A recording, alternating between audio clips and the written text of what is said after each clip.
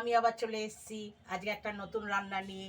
যারা করেছো তাদের কথা বাদ দাও, যারা করোনি তারা আজকে আমার এই রান্নাটা দেখো, দেখে করো, করে বলো কেমন লেগেছে তাদের। আমার তো ভালো লেগেছে।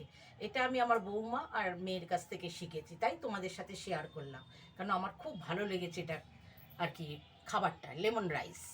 হ্যাঁ, তাহলে আমি রান্নায় চলে যাই, দেখো তাহলে।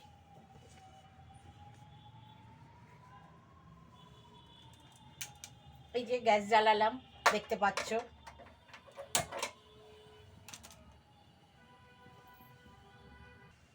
দেখতে পাচ্ছ কড়াইয়ে সাদা তেল দিয়েছি, তেল গরম হয়ে গেছে। এবার ওতে দেখো এই যে বিউলির ডাল আর ছোলার ডাল আমি আগের দিন রাতে ভিজিয়ে রেখেছিলাম, সেটা খানিকটা দিয়ে দেবো।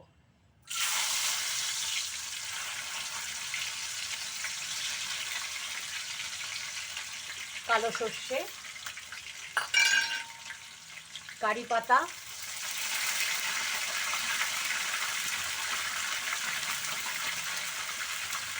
আর তোমার আদা কুচি আর কাঁচা লঙ্কা কুচি, এটা দিয়ে দিচ্ছি।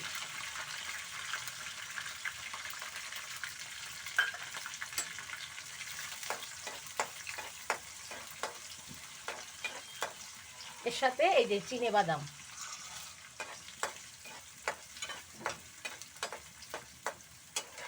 দেখো সব দেওয়া হলো। হলুদের গুঁড়ো দিয়েছি, এই যে দেখো এটা হলদে হলদে হয়েছে, হলুদের গুঁড়ো দিয়েছি। আন্দাজ মতো নুন দিয়ে দিচ্ছি, যেন ভাত পড়বে তো ভাতের সাথে না, আমি নুনটা দিতে ভুলে গেছিলাম, তাই এখন দিয়ে নিলাম। হোক, দেখো তোমরা। দুটো কাঁচা লঙ্কা, এই শুকনো লঙ্কা দিয়ে দিচ্ছি, দেখো চিড়ে, কারণ ঝালটা যার যার। হলুদটা মনে হয় একটু কম পড়েছে।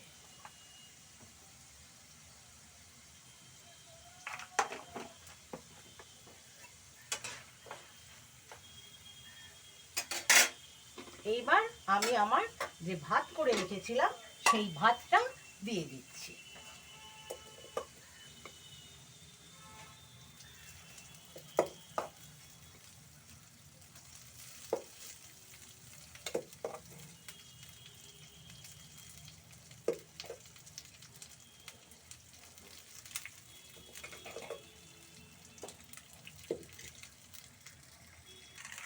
দেখো এবার সব দিয়ে, এইবার আমি ভাতটা দিয়ে নিয়েছি, ভাতটা দিয়ে নাড়িয়ে নিচ্ছি। সব হলুদ যা যা দিয়েছি সব যেন ভাতে লেগে যায়, তাহলে না খেতে ভালো লাগবে, সেইভাবে নাড়িয়ে নিচ্ছি।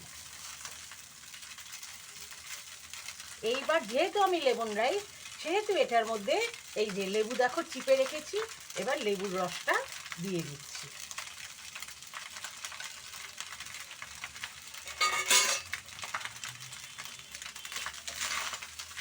লেবুর রস সাথে একটু ধনেপাতা কুচি, তাহলে বেশ ভালো লাগে। এখন ধনেপাতার সময় একটু দিয়ে দিলাম ধনেপাতা, সবাই ধনেপাতা ভালোবাসে, সেই হিসাবে দিয়ে দিলাম। দিয়ে এবার নাড়াবো। দেখতে পাচ্ছ কেমন হয়েছে?